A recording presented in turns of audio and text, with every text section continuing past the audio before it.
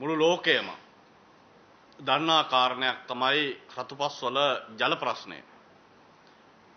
එක එක්කෙනා මේක අර්ථ දක්වන්නට යෙදෙනවා පිළුණු වූ ප්‍රවෘත්තියක් කියලා. පිළුණු වෙලා නැහැ, දවසින් දවස අලුත් වෙන ප්‍රවෘත්තියක් ඒක. මෛත්‍රීපාල සිරිසේන මැතිතුමත් සමග ඒ ප්‍රශ්නය පිළිබඳව දීර්ඝව සාකච්ඡා කළා.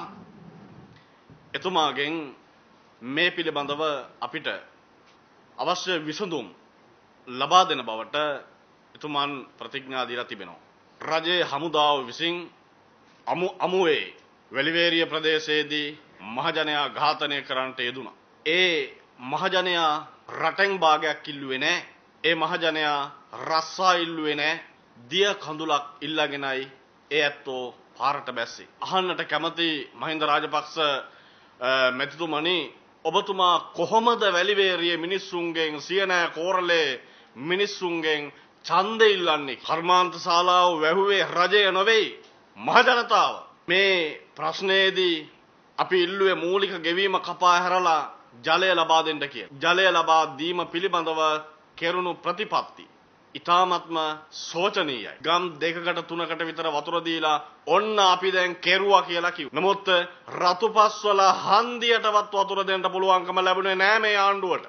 එතුමා කියනවා අනුරාධපුරයට වතුර දෙනවා කියලා. අද මේ මිනිස්සු අපෙන් අහනවා කෝ හාමුදුරුවනේ අපිට දෙනවයි කියපු වතුර. දැන් මේ දිනවල ඉනට වස්ත්‍රයක් නැතුව, ඉහට වහලක් නැතුව, බෙහෙතක් හේතක් ලෙඩට දුකට නැතුව, කුසට ආහාරක් නැතුව ඉන්න ලක්ෂ සංඛ්‍යාත ජනකායක් මේ වෙනකොට මේ රටේ අවතන් වෙලා ඉන්නවා.